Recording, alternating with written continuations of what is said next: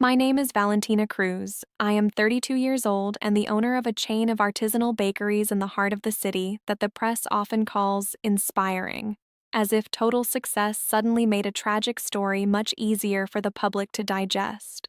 As if money and recognition could magically erase deep scars. They don't. I assure you, they don't. Because no matter how beautiful, luxurious, and orderly my life seems now, no matter how many magazine covers decorate my office, there is one specific sound that still has the power to drag me straight back to being a terrified 8-year-old girl. A phone ringing. Ringing and ringing while I stand there frozen, knowing in advance that the person on the other end of the line wants something I should have received decades ago. That particular day, the air in my main bakery smelled of sourdough, golden butter, and cinnamon. It was the perfect definition of peace. But then my mobile screen lit up. 1, 2, 5, 10 times. They were numbers I didn't have saved in my contacts, but my memory, relentlessly trained by trauma, recognized them instantly. I let it ring. 5 minutes, 10 minutes, an entire half hour. I kept glazing cakes with mathematical precision, checking the temperature of industrial ovens, and acting as if my hands weren't shaking violently under the marble counter. I forced myself to keep my composure because the last time I waited for those people, I wasn't a successful businesswoman. I was a little girl, clinging to a cheap fabric suitcase, sitting on a hard plastic chair in a hallway that smelled of chlorine and old sheets. I was there, with my feet dangling without touching the ground, listening to the adults promise me in soft, cowardly voices that they would only leave me in that place for a little while. My mother took my older brother by the hand. My father carried my younger sister in his arms, and I was the only one left behind in that orphanage, as if I were an extra piece, defective luggage that no one in the family had space or patience for anymore. Now, everyone wanted back in my life. Family amnesia was cured overnight, but I stopped being docile a long time ago. They weren't calling the daughter they lost in an orphanage. They were calling the owner of the empire they saw on the internet. Before my family collapsed, we seemed painfully normal. We lived in Tucson, in a one-story house under a relentless sun. There were 5 of us. My older brother, Alejandro, was easy. My little sister, Isabella, was the adoration of the house. And then there was me, Valentina, the middle child. Old enough to notice the tense looks, but young enough to stupidly believe family love was an indestructible fortress. Then, the monster of economic ruin walked through the front door. My father lost his job. The silence of a defeated man is one of the most deafening sounds in a home. The bills piled up. The whispered conversations turned into screaming matches. The night I understood there was no turning back, I heard my mother's voice cut through the hallway. "We can't keep living like this, Mateo." My father shot back.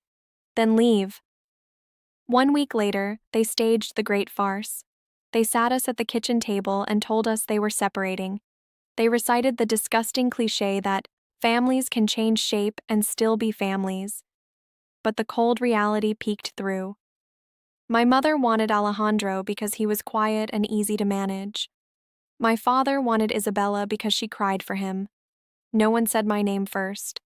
No one fought for me.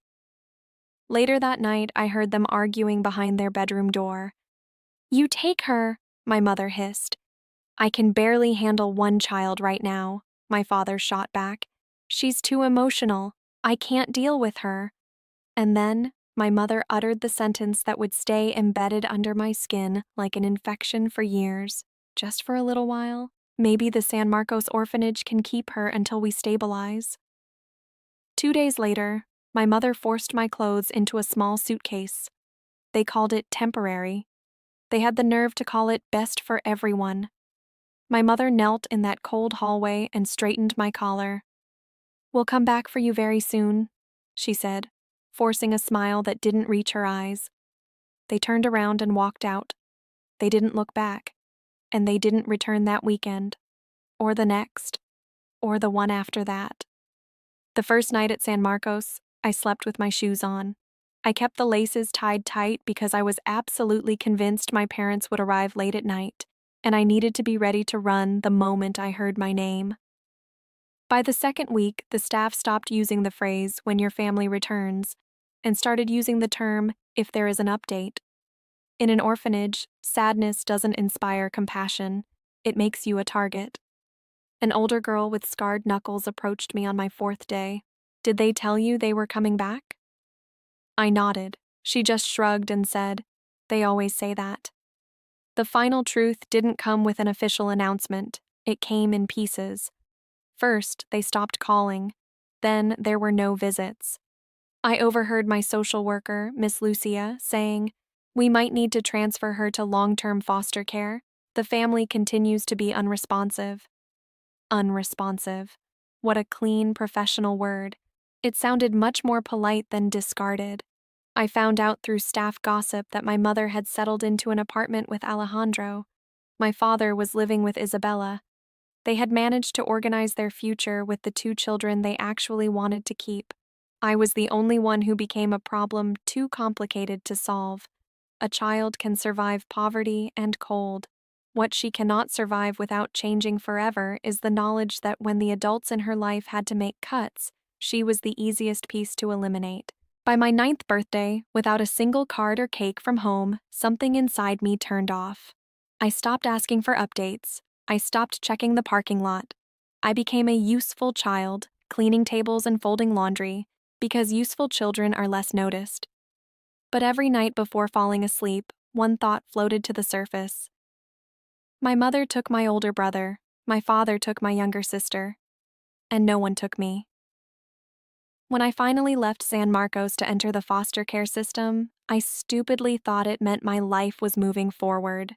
Children who grow up in institutions imagine foster families the same way desperate people imagine miracles. You close your eyes and visualize a warm light on the porch, a woman who remembers your favorite cereal in the morning, a man who teaches you how to ride a bike if you somehow missed that lesson the first time around. You dream of a room of your own that smells of clean detergent and unconditional safety. What I got instead was an endless catalog of houses where I learned, with painful precision, how many different ways people have of making you feel temporary. My first placement was with a couple who already had 3 biological children and took in foster kids strictly for the monthly government stipend. They weren't monsters. And, in some twisted way, that made it almost worse. Monsters are easy to hate. You defend yourself against them. But these people were simply indifferent in a way that hollowed you out from the inside, slowly, drop by drop. All my clothes stayed in black trash bags for months because I wasn't assigned any drawers. I slept on a pull-out sofa bed in a studio without a door. Every time their relatives came to visit for the holidays, I was told with a dry gesture to make myself scarce. I became an expert at disappearing into my own shadow before anyone had to ask me twice. When they finally decided they were overwhelmed and wanted to focus on their real family, they moved me again. That phrase stayed etched in my skull, real family, as if I had been nothing more than a failed dress rehearsal. My second foster home had too many children and too few adults paying attention. The food in the pantry disappeared fast, devoured by the anxiety of those who didn't know when their next meal would be. Privacy was a non-existent concept. I had to change schools again, and with it, repeat the exhausting and humiliating ritual of being the new girl without a clear answer when teachers asked where my home was. I earned good grades whenever I could, because being smart was the only thing I felt still belonged to me, the only property no one could pack into a trash bag. But pain has a very treacherous way of manifesting in the body, even if your mind decides to ignore it. I started clenching my jaw so hard while I slept that I would wake up with blinding headaches. I would jump in terror every time a door slammed. I apologized for everything, all the time, even to inanimate objects or to people who weren't even talking to me. And then came the foster mother who specialized in polished cruelty. In public, she was a saint. She baked casseroles for church charity drives and called every child darling in front of the neighbors. In private, she was an emotional surgeon. She knew exactly where to press the scalpel to make it hurt the most. She would look me up and down while I cleaned the kitchen and mutter, "You should smile more, Valentina. People don't like girls with that hard look on their faces. Maybe if you were a little easier to love, someone in your family would have stayed with you. She never laid a hand on me. She didn't have to. She went straight for the throat of the only part of me that still, in secret, harbored the tiny hope that I had been worth it. By then, I had internalized a horrible truth about the adult world. Once a child has already been abandoned, the world automatically assumes she can absorb a little more damage. Adults confuse extreme survival with strength. They see a girl who is silent, who does her chores, and who causes no trouble, and they think she is fine, when in reality, that girl has simply become excellent at bleeding internally without staining the carpet. But the thing that saved my life didn't look heroic at first. It wasn't a dramatic rescue. It began in the most mundane place possible, an industrial kitchen. One of my foster homes sent me to help at a church meal program on Saturday mornings, mainly because they considered me responsible, and because unpaid child labor is always disguised under the noble title of character development when you are a child of the system. There, the man in charge of the bakery station was an older gentleman named Diego. Although we weren't in a restaurant, everyone called him Chef Diego. He had silver temples, always wore flour stains on his white shirt, and possessed the kind of firm, steady voice that made following instructions feel like a safe place to land. He didn't look at me with pity. He looked at me with evaluation. Chef Diego taught me how to level a cup of flour with the back of a knife without spilling a gram. He taught me how yeast, a living organism, had to wake up in warm water, not boiling, or else you would kill it before it could grow. He taught me how the texture of the dough changed under your palms when you gave it enough time, instead of applying brute force. The first time I pulled my own tray of rolls out of the massive steel oven, I stood frozen staring at them. They had risen.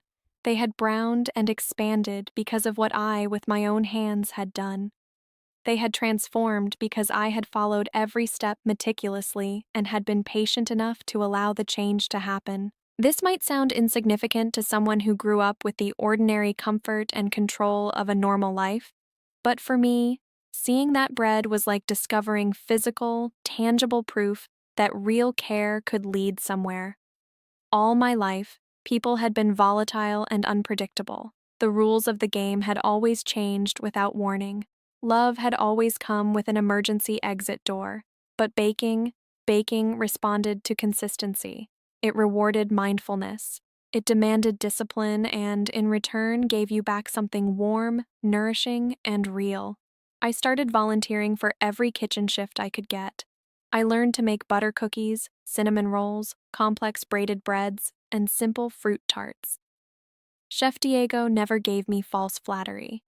He corrected me sternly when I rushed and made me throw away the dough and start from scratch if I became careless. But, and this is the most important thing any adult ever did for me, he treated me as someone capable of reaching mastery, not just as someone in need of charity.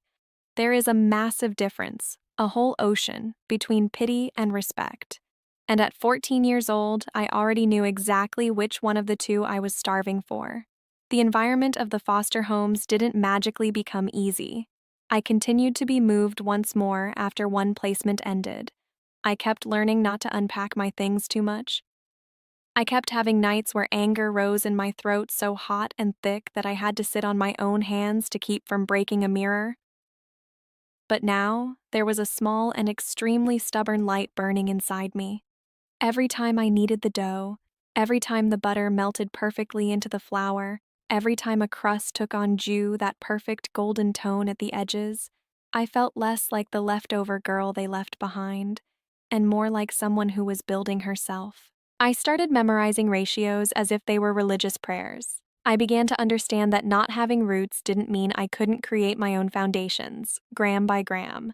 For the vast majority of teenagers, turning 18 is a brilliant milestone, an open door to freedom and infinite possibilities.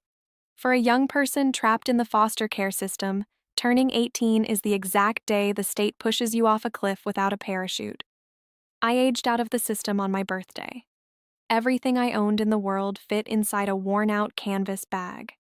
They handed me a stained cardboard folder filled with legal papers that no one bothered to explain to me, and they wished me good luck with that bureaucratic tone of someone crossing another name off an endless list. I had no safety net. I had no family sofa to crash on if things went wrong. I didn't have a hunger for food. I had a fierce, desperate hunger to take absolute control of my destiny. I wanted a future that no one could take away from me simply because no one had given it to me in the first place. I moved into a tiny, dark apartment with two other girls who shared my philosophy. No questions about the past as long as the rent was paid on time and the sink was kept clean. That was my first true test of freedom. No one required me to play the role of the grateful orphan girl just for having a roof over my head. I enrolled in a community program for administration and gastronomy.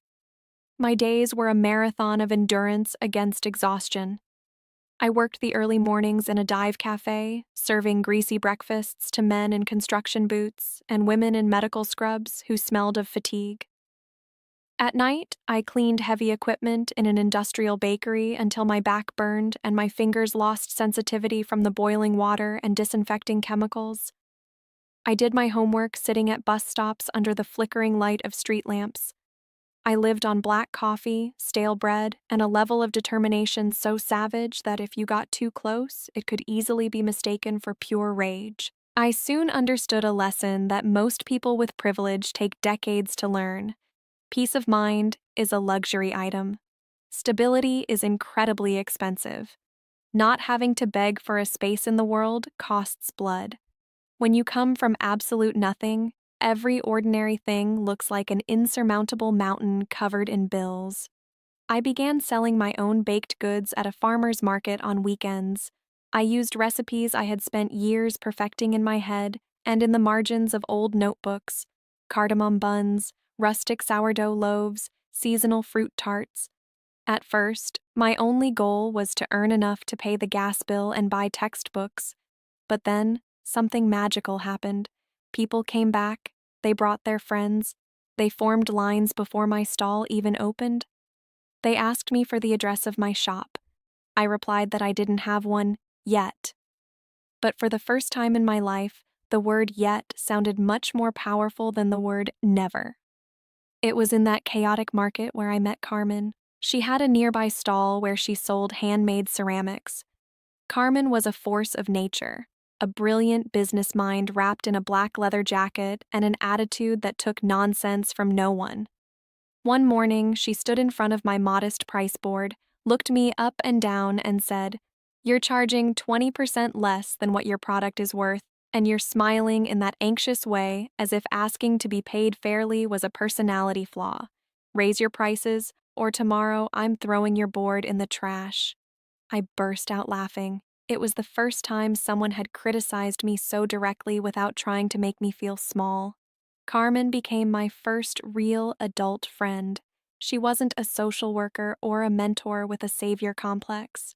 She was the kind of friend who showed up at my door with 2 giant coffees when I was having a panic attack over taxes, and who read a balance sheet as if it were a gossip magazine. Shortly after, Gabriel entered the equation. He used to show up at the bakery where I cleaned at night because his architecture firm was working on an urgent project nearby. For an entire week, he ordered exactly the same thing: a black coffee and the saddest, driest croissant in the display case, looking at it as if he were too exhausted to choose joy. On the 8th day, he asked me who baked the rosemary and orange rolls. I told him it was me. He bought one, took a bite, and closed his eyes, letting out a sigh that seemed like a spiritual experience. It should have seemed ridiculous to me, but I laughed so hard I had to look away. Gabriel was incredibly careful with people. At first, that made me suspicious. When your nervous system has been trained in instability and abandonment, men who are too gentle can feel like a trap about to snap shut. But Gabriel never pushed my boundaries. He never tried to play psychologist to fix my past, nor did he try to tear my story out of my chest before I was ready to give it. He admired my ambition and respected my walls. He asked real questions and had the infinite patience to wait for real answers. That patience, drop by drop, made room for trust. With Carmen's drive and Gabriel's spatial vision, I left the market and moved on to opening a small service window in an alleyway and finally to drafting the plan for my own brick-and-mortar store. And that was when I found the perfect name for my budding empire, Renacer, Reborn, because some people are immensely lucky to have a clean start from day one, but the rest of us have to scrape away the ashes, light the fire, and build our own dawn with our own hands. I opened my first flagship store at 27. It was a space bathed in natural light, with flawless white tiles, warm wood, and a massive communal oak table in the center.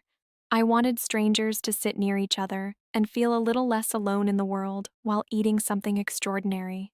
But Renacer wasn't going to be just a pretty brand with a tragic, overcome all odds story to attract the press. It was going to be the refuge I never had.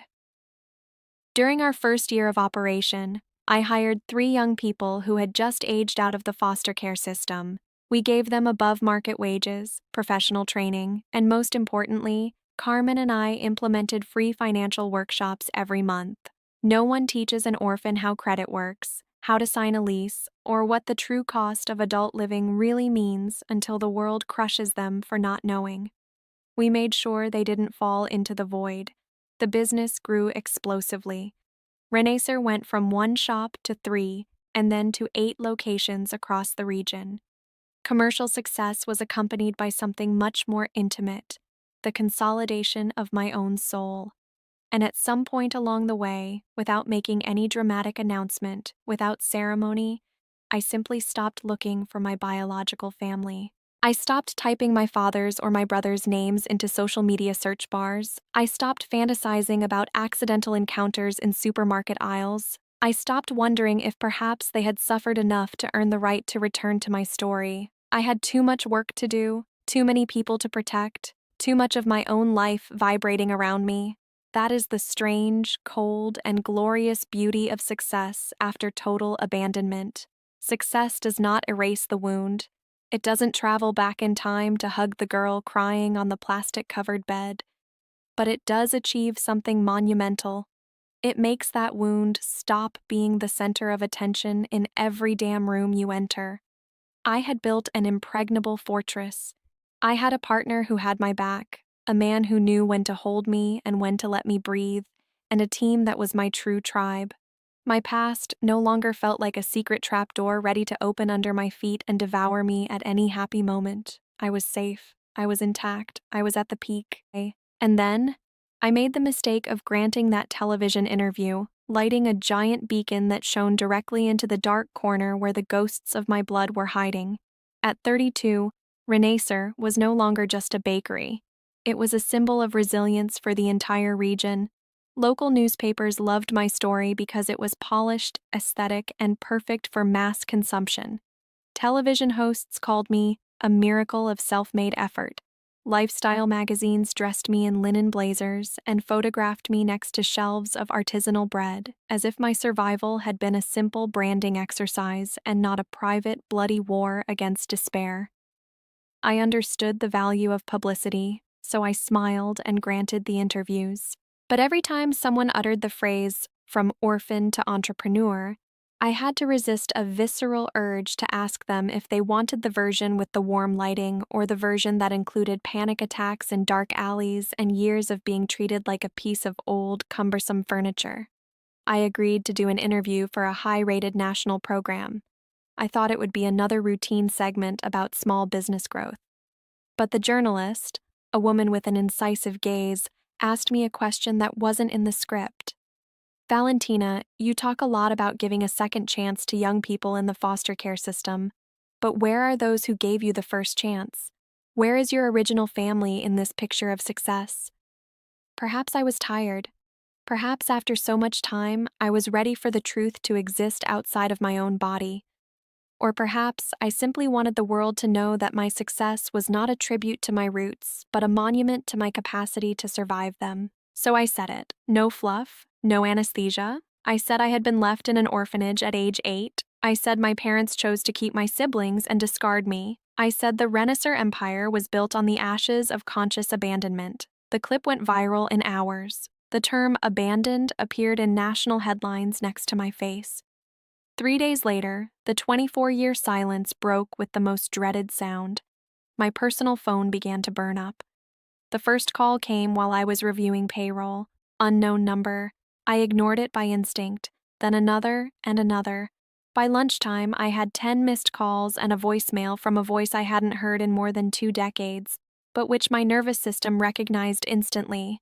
Trauma has a terrifying auditory memory. It was Alejandro, my older brother. His voice was deeper, harsher, but the rhythm was the same.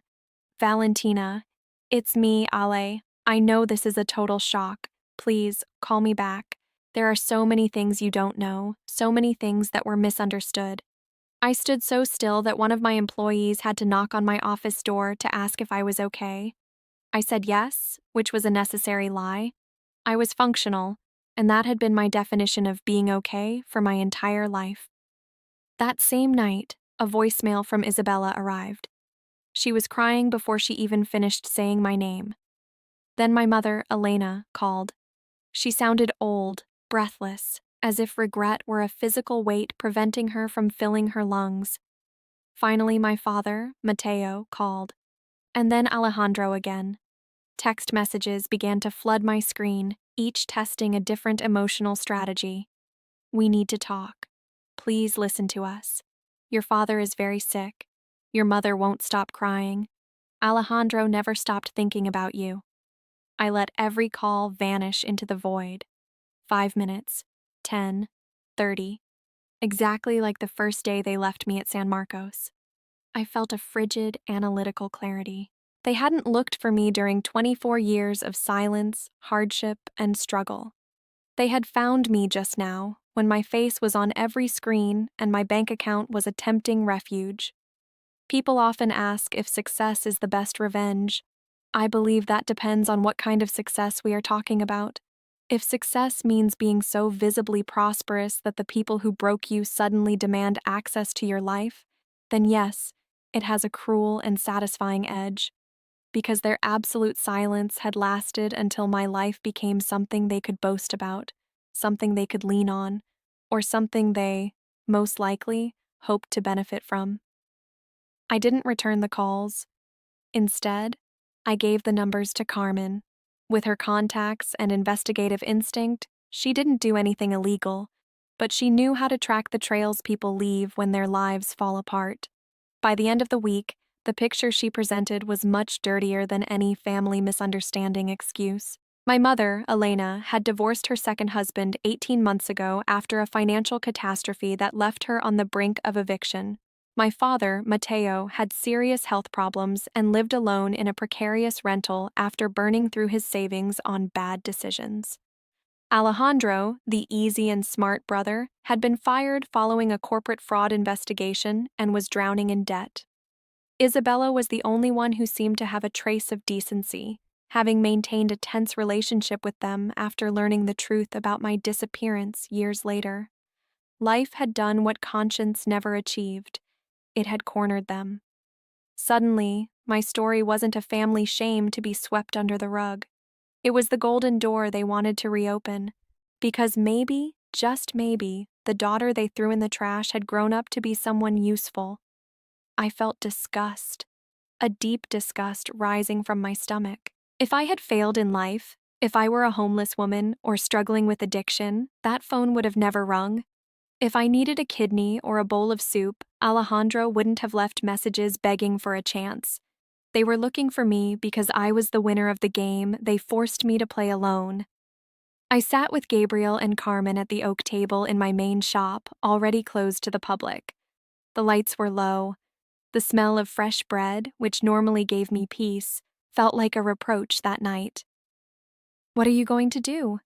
Gabriel asked, gently squeezing my hand. "I'm going to give them what they're asking for," I replied, with a smile that was anything but kind. "I'm going to give them a meeting, but it won't be to forgive.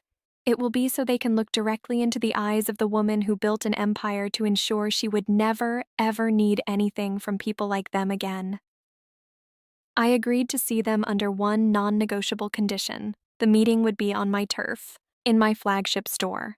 After closing hours, no lawyers, no press, no cameras, just us and the naked truth of what happened 24 years ago.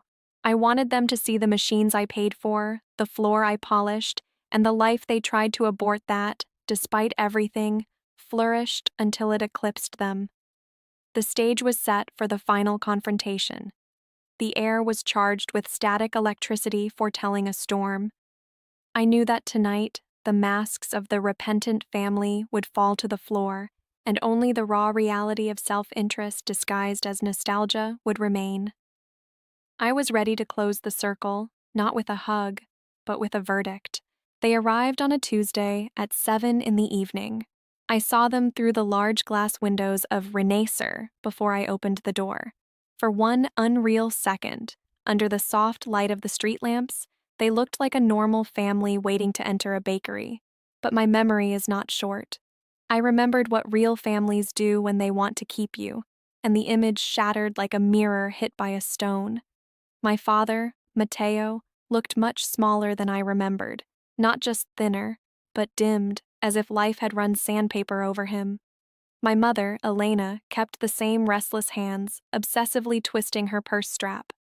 Alejandro carried himself with a practiced courtesy, the look of someone who knows they need mercy but has no right to ask for it. Isabella looked at me the way one looks at a grave you finally find after years of not knowing where to mourn. I opened the door. No one hugged me. It was better that way. They sat at the long communal table where strangers usually share coffee on Sundays. For an eternal minute, no one knew how to start. The silence was so thick you could almost knead it. Finally, my mother whispered, "You look beautiful, Valentina." It was such a useless phrase, so empty in that room that I almost burst out laughing. Instead, I said in a frigid voice, "You didn't come all the way to San Diego to describe my face. Start talking." Alejandro tried to take charge, as always. He spoke of difficult times, of impossible decisions I couldn't understand as a child, of regrets that had kept them awake for years. My father muttered that he was sick, that alcohol and shame had consumed him, and that he wanted to make things right before it was too late. My mother swore she left me at San Marcos because she thought I would be safer there than in the chaos they were living in. Isabella just cried, saying they had lied to her, telling her I was with distant relatives, and later that the system had lost my trail. I let them talk. I let them rearrange the past until all the sharp corners almost disappeared into their narrative of being victims of fate. Then I stood up, walked behind the counter, and returned with 4 thin folders I had prepared the night before. I placed a folder in front of each of them. My hands were perfectly steady. "All of you keep using words like difficult, overwhelmed, and complicated," I said. "So let me simplify the vocabulary for you. You didn't lose me. You abandoned me." No one moved. I kept going. I told them about the window at San Marcos, where I sat waiting for a car that never came. I told them about the foster home where my clothes lived in trash bags because I wasn't real family.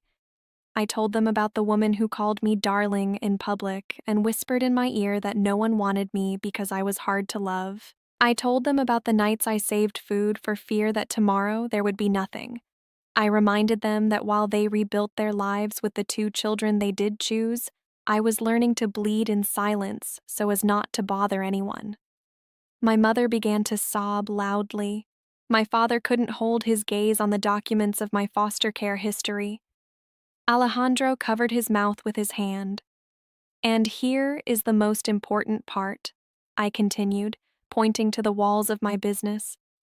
"I didn't build this thanks to you. I built it in spite of you. Chef Diego taught me what respect is. Carmen taught me what loyalty is. Gabriel taught me what peace is.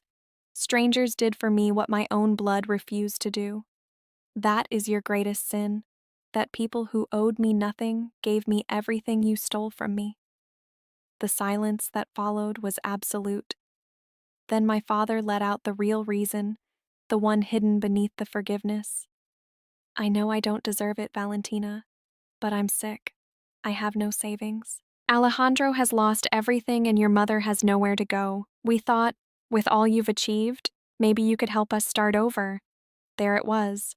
The need beneath the nostalgia, the urgency beneath the apology. They didn't seek me out because love finally defeated shame. They sought me out because my success looked like a financial refuge. My empire was the lifeboat for the shipwreck of their own bad decisions. I leaned back in my chair and looked at them one by one. I didn't build this life so that the people who discarded me could use it now as a soft landing pad, I declared. Elena shrank as if I had slapped her. Isabella tried to say she didn't want money, just a chance. To her, I gave the only bit of softness I had left. I told her that perhaps, in time, she and I could talk. No pressure, no lies, just the two of us. She nodded, understanding that slow was much more than the others deserved. To my parents and Alejandro, I made things clear. I will not give you money. I will not pay your debts or your medical care. I will not pose for a happy family photo for your social media. If you want forgiveness, look for it in a church or with a therapist. My forgiveness consists of not wishing you ill, but my justice consists of not letting you back in. I asked them to leave. I asked them to tell the truth to anyone who asked, to say they left their daughter in an orphanage and built a new life upon her absence, to stop calling it a misunderstanding and start calling it by its name, abandonment. When the door closed behind them, I was left alone in the dim light of the bakery. Gabriel came in 10 minutes later and hugged me without saying a word. I didn't cry. I felt a strange release, as if a chain I had been dragging for 24 years had finally broken. Today, a portion of the profits from Renacer goes directly to a foundation I created for youth aging out of the foster care system. I did it because no child should have to become extraordinary just to survive what the adults didn't know how to do. I have forgiven, yes, but to forgive is not to give access. To understand is not to reunite. The 8-year-old girl who waited by the window still lives inside me, but she is no longer alone or afraid. I have built a life so big and so solid that she will never again have to hear the sound of footsteps walking away forever. Family is not proven by blood. Family is proven by who stays when staying is difficult. And I have finally found my true family in the people who chose to stay, even when they had no obligation to do so. My name is Valentina Cruz, and this is my second dawn, the one I created myself.